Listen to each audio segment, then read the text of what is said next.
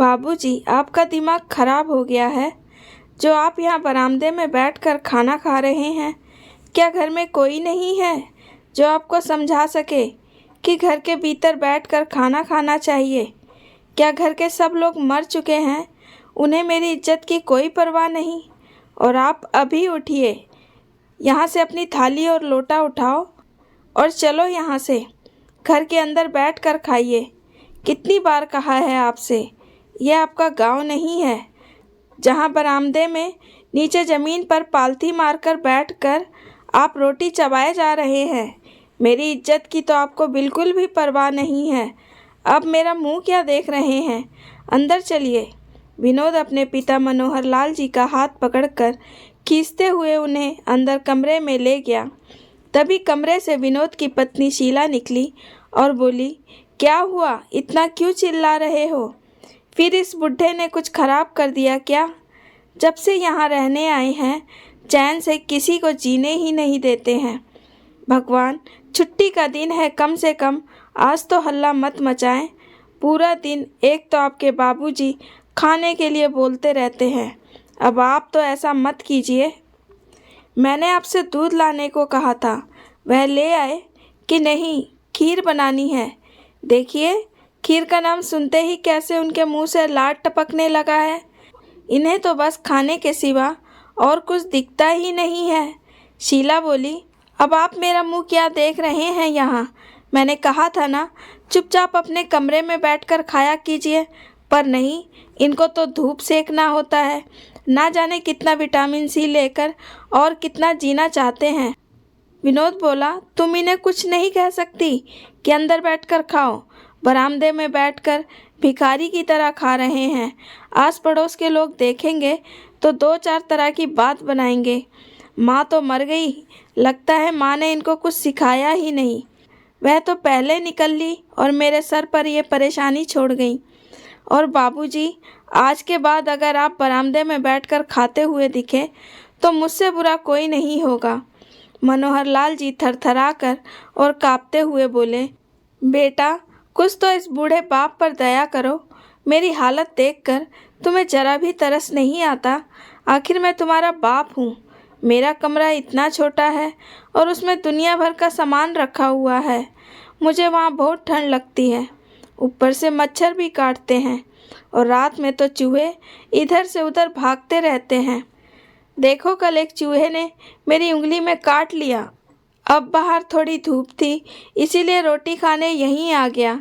मुझे माफ़ कर दो। आइंदा से ये गलती कभी नहीं होगी। मेरी वजह से तुम लोगों को बहुत परेशानी होती है। अब तो मेरे पास कुछ नहीं है, जो भी था मैं तुम लोगों को दे चुका हूँ। इसीलिए तो कहता हूँ, इससे अच्छा तो मुझे गांव में ही छोड़ दो। वहाँ मेरा भाई है, उसका बेटा है। उसके घर मुझे इज्जत से दो रोटी मिल ही जाएगी। मैं अपनी आखिरी सांस भी वहीं ले लूँगा। यहाँ रहकर तो मैं तुम लोगों के लिए बस और परेशानी नहीं बनना चाहता। विनोद बोला, आप जानबूझकर ये सब कर रहे हैं ना, ताकि चाचा जी को पता चले और गांव में ढिंढोरा पीटे कि मैं आपकी देखभाल नहीं करता हूँ। और ध्यान से सुनिए, मैं कहता हूँ, अब जब भी चाचा जी से बात हो, उनके कानों में ये बात ज़रूर डालिएगा कि गांव की ज़मीन आज न कल बेचनी ही है। आखिर वह ज़मीन दादाजी की खरीदी हुई है और उसमें आपका भी हिस्सा है और उसमें से मुझे मेरा हिस्सा चाहिए। और फिर इसी वजह से तो मैं आपको यहाँ लाकर रखा हूँ। और आप हैं कि एहसान मानने की जगह मेरी मुसीबतें बढ़ा रहे हैं। शीला बोली, बाबूजी, आप इनकी कड़वी बातों पर मत जाइए। पर हाँ, ये तो सोचिए कि कितने बूढ़े लोगों को अपने बच्चों के घर में रहना भी नसीब नहीं होता। कम से कम आप अपने बच्चों के घर में तो रह रहे हैं, वरना माँ बाप मर जाते हैं और बच्चे उन्हें रोड पर छोड़कर भाग जाते हैं। आप चाहते हैं ना कि आपके मरने के बाद आपका अंतिम क्रियाक्रम हम अच्छे से करें? तो अपने बेटे की बात मान लीजिए। मनोहर लाल जी रोते हुए बोले, बेटा, मैं अपने भाई से ज़मीन के बारे में कैसे बात कर सकता हूँ, जबकि ये घर खरीदने में उसने भी आधे पैसे लगाए। उसकी तो तुम कभी चर्चा ही नहीं करते।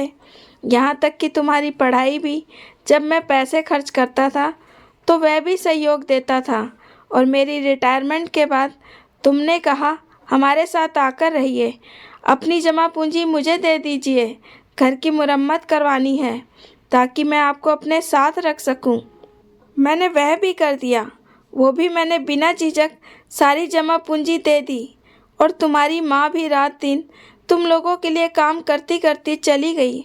अब जब मेरे पास कुछ भी नहीं है तो तुम गांव की इस ज़मीन के पीछे पड़े हो, जबकि तुम जानते हो कि ज़मीन में मेरे भाई का भी हिस्सा है। उसने मेरे लिए बहुत कुछ किया है, तो मैं उसे ये सब कैसे कह सकता हूँ। अगर मुझे पहले पता होता कि तुम लालच में मुझे अपने साथ रख रहे हो तो मैं यहाँ रहने कभी नहीं आता।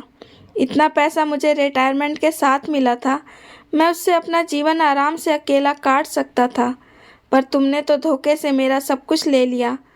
अब तुम मेरे साथ ऐसा व्यवहार कर रहे हो। यह सब देखने से पहले हे भगवान, मुझे अपने पास क्यों नहीं बुला लिया। इतना कहते हुए थाली में जो बचा हुआ खाना था उसे एक किनारे करके अपनी चारपाई पर जाकर लेट गए। 2 दिन बाद उनके भाई रामलाल जी का फ़ोन आया और विनोद की पत्नी ने फ़ोन उठाया। रामलाल जी ने कहा, मेरे भाई मनोहर से बात कराओ। विनोद की पत्नी आनाकानी करने लगी। वे बोले, मुझे पता है कि तुम मेरी बात मेरे भाई से नहीं कराना चाहते, लेकिन मैं कह देता हूँ, मुझे तुम लोगों से कुछ पूछना नहीं है। मैंने बस अपने भाई का हालचाल जानने के लिए फ़ोन किया है, तो चुपचाप फ़ोन उसे दे दो। और वैसे भी हम बहुओं के मुंह नहीं लगते हैं। शीला ने मनोहर लाल जी को फ़ोन दे दिया। कैसे हो मनोहर भैया, अपना ख्याल तो रखते हो ना। मैं भी ठीक हूँ, मेरी चिंता मत करना, बस ईश्वर से कहो आकर मुझे ले जाएं। रामलाल जी बोले, भैया मैंने आपसे पहले भी कहा था कि आप सब विनोद को देकर मेरे पास वापस आ जाओ, पर अब तो आप मेरी बात मान लीजिए। मैं समझता हूँ पुत्र मोह ऐसा होता है जो पार लगा देता है या फिर सांप की भांति अपने पिता को ही निगल जाता है। आप बताइए कैसे हैं। मनोहर लाल जी ने आंखें उठाई, ऊपर की ओर देखा तो कुसुम वहीं उनकी बातें सुनने के लिए खड़ी थी। वह कुछ बोल ही नहीं पा रहे थे, तो रामलाल जी उधर से बोले, मैं समझ रहा हूँ भैया, आप क्यों कुछ नहीं बोल रहे। मुझसे कुछ छुपा भी नहीं है, पर एक बात कह देता हूँ, कभी आपके साथ कुछ अन्याय हुआ तो मैं चुप नहीं रहूँगा। मनोहर लाल जी नम आँखों से बोले, रामलाल पता नहीं अब तुमसे अगली बार बात होगी कि नहीं, बस मैं इतना ही कहूँगा, जो तुम्हें सही लगे वही करना। मैं मरने के बाद भी तुम्हारे हर फैसले में साथ रहूँगा। जिसे मेरे साथ जो करना था कर चुके, अब मैं किसी के साथ और अन्याय नहीं होने दूँगा। ईमानदारी के रास्ते पर चलना, बस इतना ही कहूँगा। इतना कहकर उन्होंने फ़ोन रख दिया। कौन सी भाषा में आप अपने भाई से बात कर रहे हैं, मैं समझ रही हूँ। आप गोल गोल करके उनको क्या समझा रहे थे और उन्हें आपने क्या क्या कहा। आने दीजिए अपने बेटे को, फिर मैं सारी बात बताती हूँ। आज आपने जो किया है, जो कहा है ना, उसकी सज़ा तो आपको मिलेगी। आज आपको खाना भी नहीं मिलेगा। अपने बेटे का इंतज़ार कीजिए, अब तो वही आपका फ़ैसला करेंगे। इतना कहकर शीला वहाँ रखी पानी की बोतल तक उठाकर लेकर चली गई। इतना सुनने के बाद मनोहर लाल जी बच्चों की तरह बिलक बिलक कर रोने लगे और ईश्वर से प्रार्थना करने लगे, ईश्वर तुमने मुझे ही ऐसी औलाद दी है या किसी और माता पिता को भी, उन्हें भी ये दर्द झेलना पड़ेगा। अगर ऐसा है तो उस माता पिता को मुझे अपने पास बुला लें, अब जीने की कोई इच्छा नहीं। ये कहते हुए मनोहर लाल जी को अचानक सीने में जोर का दर्द उठा और वे अपने सीने को पकड़कर बस बिस्तर पर लेट गए। शाम को जब विनोद घर लौटा, शीला ने सारी कहानी सुनाई तो विनोद गुस्से में स्टोर रूम की तरफ गया और झट से दरवाज़ा खोला और बोला, बाबूजी आपके मन में आखिर क्या है। आपने चाचा जी से क्या क्या कहा, बताइए मुझे। अब आप चुपचाप सोने का नाटक क्यों कर रहे हैं, बोलते क्यों नहीं। इतना कहकर वह उन्हें झिंझोड़ कर उठाने की कोशिश करने लगा, पर यह क्या, मनोहर लाल जी की विनती शायद ईश्वर ने सुन ली और वह निढाल होकर दूसरी तरफ गिर पड़े। विनोद की तो हालत ही खराब हो गई और फटाफट सरकारी अस्पताल में उन्हें भर्ती करवा दिया और पैसे का इंतज़ाम करने का बोलकर चुपचाप उन्हें वहीं छोड़ के वहाँ से निकल गया। डॉक्टर ने जब चेक किया तो पता चला कि मनोहर लाल जी इस दुनिया में ही नहीं रहे। 2 दिन तक उनकी डेड बॉडी अस्पताल में यूं ही रखी थी, लेकिन विनोद ने मुड़कर भी पिता की तरफ नहीं देखा। आज 1 हफ्ते की छुट्टी के बाद डॉक्टर राहुल अपनी ड्यूटी पर वापस लौटे और हॉस्पिटल का मुआयना करने लगे। जब उनकी नज़र मुर्दा घर में रखे उस डेड बॉडी पर पड़ी, जिसमें से कुछ बदबू भी आ रही थी, कर्मचारियों के पूछने पर पता चला कि उनका बेटा उन्हें अस्पताल में छोड़कर भाग गया। सबने बहुत कोशिश भी की उनके रिश्तेदार तक पहुंचने की, लेकिन कुछ पता नहीं चला। यह सुनकर डॉक्टर राहुल को बहुत बुरा लगा। उन्होंने तुरंत उन कर्मचारियों को अपनी जेब से 10,000 रुपये निकाल कर दिए और कहा, इनका अंतिम संस्कार अच्छे तरीके से करवाएं। जब कर्मचारी मनोहर लाल जी का शव ले जा रहे थे तो अचानक राहुल की नज़र उस शव के पैर पर पड़ी। पैर में 6 उंगलियां थीं तो उसका दिमाग सुन्न सा हो गया, क्योंकि मनोहर लाल जी के पैर में भी 6 उंगलियां थीं। रोहन ने जैसे ही दौड़कर कर्मचारी को रोककर मनोहर लाल जी के चेहरे से कपड़ा हटाकर देखा तो डॉक्टर राहुल की आंखों से अश्रुधारा बह निकली, क्योंकि डॉक्टर राहुल और कोई नहीं, मनोहर लाल जी के भाई का बेटा है, जो एक बहुत बड़ा सरकारी डॉक्टर है। राहुल अपने चाचा जी के गले से लिपट कर रोने लगा और अपने चाचा जी को घर लेकर गया, जहां मनोहर लाल जी के भाई ने मिलकर अपने भाई मनोहर लाल जी का अच्छे से अंतिम क्रियाक्रम करवाया। भाई की हालत देखकर रामलाल जी भी पूरी तरह से टूट गए थे। उन्होंने गुस्से में विनोद को फ़ोन किया और बोले, भाई को तो मुक्ति मिल गई, उस दर्द भरी ज़िंदगी से वह दूसरी दुनिया में जा चुके हैं। अब तुम्हें जो करना है करो, पर मुझसे कुछ उम्मीद मत रखना। तुम्हारी जैसी औलाद भगवान किसी दुश्मन को भी ना दे। आज न कल तुम्हें इसकी सज़ा ज़रूर मिलेगी। इतना कहकर फ़ोन पटक दिया। राहुल ने किसी तरह अपने पिता को संभाला। अपने भाई के गम में अक्सर अब वह भी बीमार से रहने लगे थे। समय बीतता चला गया। विनोद को दफ्तर में खबर मिली कि उसकी नौकरी चली गई है। पति पत्नी के होश उड़ गए। अब उसे कोई काम भी नहीं मिल रहा था। एक दिन शीला बोली, आप गांव जाकर चाचा जी से बात क्यों नहीं करते हो? क्यों ना गांव की ज़मीन बेचकर शहर के किनारे में एक छोटा सा मकान बनवा लें और बचे पैसे से सूरज को अमेरिका भेज देंगे और अपने इस घर को किराए पर लगा देंगे, तो सारी परेशानी ख़त्म हो जाएगी। विनोद को पत्नी का सुझाव बहुत पसंद आया और कुछ समय बाद विनोद अपने चाचा जी के पास गांव पहुंचा और अपने चाचा जी से बोला, चाचा जी, मुझे आपसे कुछ ज़रूरी बात करनी है। अगर बुरा न माने तो कहूँ। रामलाल जी बोले, मैं तुमसे बात तो नहीं करना चाहता, फिर भी कह दो, क्या कहना चाहते हो? मैं सुन रहा हूँ। वह बोला, नदी किनारे की जो खेत की ज़मीन है उसे आप बेच दो और मेरा हिस्सा मुझे दे दो, क्योंकि एक तो मेरी नौकरी छूट गई है, ऊपर से बेटे सूरज को पढ़ने के लिए अमेरिका भी भेजना है। रामलाल जी अपने भतीजे के व्यवहार और उसके लालच भरे अंदाज को देखकर उस पर हैरान हो गए, क्योंकि वह ज़मीन दोनों भाइयों ने खरीदी थी। वह ज़मीन दुधारू गाय की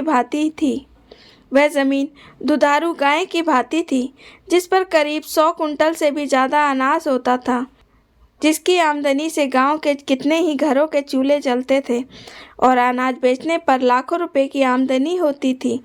वह ज़मीन उनके लिए माँ समान थी, लेकिन ऐसी ज़मीन को वह कैसे बेच देते, तो उन्हें बहुत कुछ याद आया।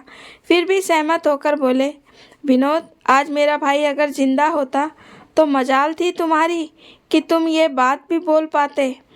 आज तक मैंने अपने भाई से ज़मीन की बात नहीं की और उसके जाते ही तुम बात करने चले आए। बात यह है कि इस ज़मीन को अभी नहीं बेच सकते, इससे हमारे गांव के घरों का चूल्हा जलता है। तुम पढ़े लिखे हो तो तुम्हें ज़रूर नौकरी भी मिल जाएगी, पर हम गरीब आदमी ठहरे, यह ज़मीन चली जाएगी तो हम खाएंगे क्या? और सुनो, ये ज़मीन हमारे बाबूजी ने हम दोनों भाइयों के नाम पर रखी थी। उस ज़मीन में हम दोनों भाइयों की जान बसती है। अपने चाचा जी की बात सुनकर विनोद सख्ते में आ गया और जल्दी से बोला, देखो चाचा जी, बाबूजी तो अब चले गए, अब जो कुछ है मेरा है। मैं कुछ नहीं जानता, इसमें मेरा भी हिस्सा है। बस मुझे वह दे दीजिए, क्योंकि मुझे भी अपनी इच्छाएं पूरी करनी हैं और उसके लिए आपको इस ज़मीन को तो बेचना पड़ेगा। बड़े शहरों में रहने से 50 खर्चे होते हैं, बिजली बिल, पेट्रोल, बच्चों की ज़रूरत, अपना स्टेटस मेंटेन करना, कितना खर्च है। अब और क्या क्या है, क्या करना है, कितने खर्चे हैं, अब मैं आपको क्या क्या बताऊं। ऊपर से मुझे सूरज को पढ़ने के लिए विदेश भी भेजना है। आप गांव के गंवार देसी लोग, आप ये बात नहीं समझेंगे, पर ना ही मैं आपको समझा सकता हूँ, और आप समझते क्यों नहीं हैं। रामलाल जी गुस्से में बोले, अरे सवाल ही नहीं पैदा होता कि तुम्हारे लालच को पूरा करने के लिए मैं माता स्वरूप भूमि को बेच दूं, और तुमने अपने बाप के साथ क्या क्या किया मुझसे वह छुपा नहीं है। भले मेरा भाई खुलकर मुझे कुछ नहीं कह पाता था, उसकी एक एक बात की मैं खबर रखता था। क्या अब भी उसकी कमाई, उसके रिटायरमेंट के सारे पैसे से तुम्हारा पूरा नहीं पड़ा, जो अब तुम ज़मीन को बेचने के लिए आए हो? और जिस पैरों से आए हो उन्हीं पैरों से चुपचाप यहाँ से वापस चले जाओ। विनोद पर रामलाल जी से बहस करता रहा। फिर वे गरज कर गुस्से में बोले, विनोद तू भूल गया ना, तुम्हारी पढ़ाई के लिए हम दोनों भाइयों ने अपनी ज़रूरतें तक पूरी नहीं की। कितनी मुश्किलों से हमने तुम्हें दिल्ली पढ़ने के लिए भेजा था ताकि तुम कामयाब हो जाओ। तुम्हारी कोचिंग के लिए कितने पैसे लगे थे, क्या तुम सब भूल गए? अब तुम्हारे पास रुपए पैसे की कुछ कमी नहीं है, तो भी तुम्हारे खर्चे हैं जो ख़त्म होने का नाम ही नहीं लेते। लानत है तुम जैसे बेटों पर। तुमने जो अपने पिता के साथ किया वह तुम भूल सकते हो, पर मैं नहीं भूल सकता, क्योंकि वो मेरा भाई था।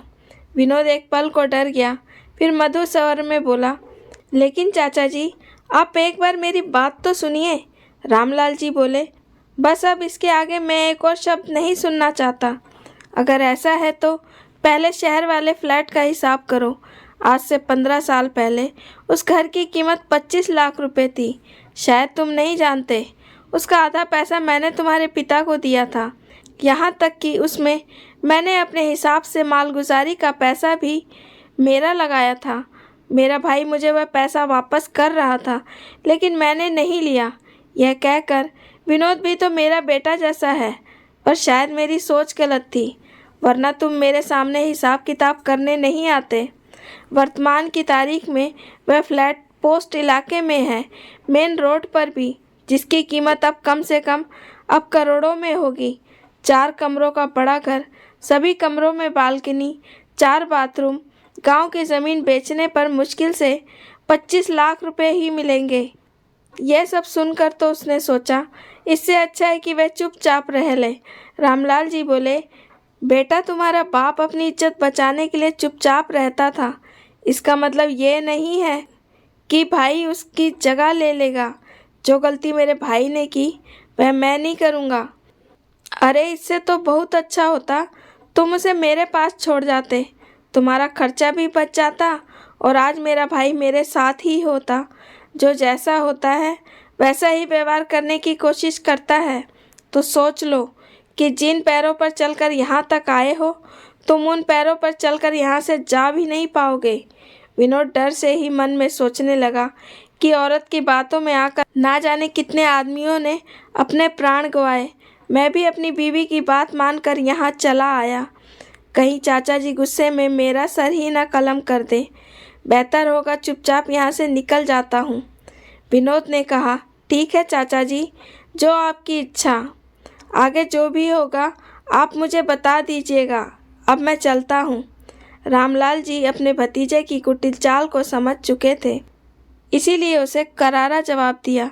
वह दिन और आज का दिन विनोद दोबारा ज़मीन के बारे में या पैसे के लिए कभी भी रामलाल जी के पास चर्चा भी करने नहीं आया और लौटकर कभी गांव की तरफ रुख भी नहीं किया, क्योंकि वह समझ चुका था कि उन बूढ़ी हड्डियों में आज भी उतनी ताकत है वह तो बस रिश्ते निभाने के लिए आज तक चुप थे। सच कहते हैं लोग, उसकी लाठी में आवाज़ नहीं होती। इतने में ही उसके पाप नहीं धुले। कुछ दिन बाद पोस्ट ऑफिस से एक कागज़ आया। उस कागज़ के टुकड़े में विनोद के पैरों की तले की ज़मीन ही खिसका दी थी और उसका दिमाग बिल्कुल ही हिल चुका था जब उसने कागज़ को पढ़ा, जिसमें साफ साफ लिखा था कि मनोहर लाल जी ने नोटिस में शहर वाले फ्लैट को रामलाल जी के बेटे राहुल के नाम से कर दिया था। नोटिस में साफ साफ लिखा था कि गांव की जो भी ज़मीन है मनोहर लाल जी ने वह अपने भाई और भतीजे के नाम कर दी है और उस ज़मीन पर विनोद के परिवार का उनके बाद कोई अधिकार नहीं होगा। ज़मीन के कागजात के बारे में रामलाल जी को पता लगा तो उनकी आंखें भर आई और वह बोले, मेरा भाई बहुत ईमानदार था। जाते जाते वह अपना फ़र्ज़ निभा कर गया। अगर उसका बेटा लायक होता तो मैं भी यही करता, पर उसने जो मेरे भाई के साथ किया, अब मैं उससे कोई रिश्ता नहीं रखना चाहता। रामलाल जी ने अपने भतीजे से तो सारे रिश्ते तोड़ दिए और वह घर को बेचने के बाद जो भी पैसे मिले उससे अपने गांव में अपने भाई के नाम पर एक स्कूल खोला और उनको भाव भरी अपनी श्रद्धांजलि दी। इधर विनोद नौकरी के लिए दर दर भटक रहा था, क्योंकि राहुल जो इतनी बड़ी पोस्ट पर था उसने कहीं उसकी नौकरी नहीं लगने दी। क्योंकि जब भी मनोहर लाल जी का चेहरा उसकी आंखों के सामने आता, उसकी आंखों में गुस्से का ज्वालामुखी सा हो जाता। एक दिन विनोद हाथ जोड़कर गिड़गिड़ाते हुए राहुल के पास गया और बोला, भाई मैं बर्बाद हो जाऊंगा, मुझे अपने अस्पताल में किसी सफाई कर्मचारी के लिए नौकरी दिला दे। लेकिन राहुल ने अपने भाई को पहचानने से ही इनकार कर दिया और उसे वहाँ के कर्मचारियों से धक्के मार कर बाहर निकलवा दिया। आज विनोद अपने परिवार के साथ मजदूर बनकर अपना गुजारा कर रहा है। दोस्तों, यही होता है करनी का फल। अगर माँ बाप का दिल दुखाओगे तो तुम लोग भी कहाँ से सुखी रह पाओगे। अब आप सभी बताइए, रामलाल जी और राहुल ने विनोद के साथ सही किया या गलत? लाइक और कमेंट करके ज़रूर बताएं और चैनल को सब्सक्राइब करना बिल्कुल ना भूलें। मिलते हैं एक नई कहानी के साथ। बहुत बहुत धन्यवाद।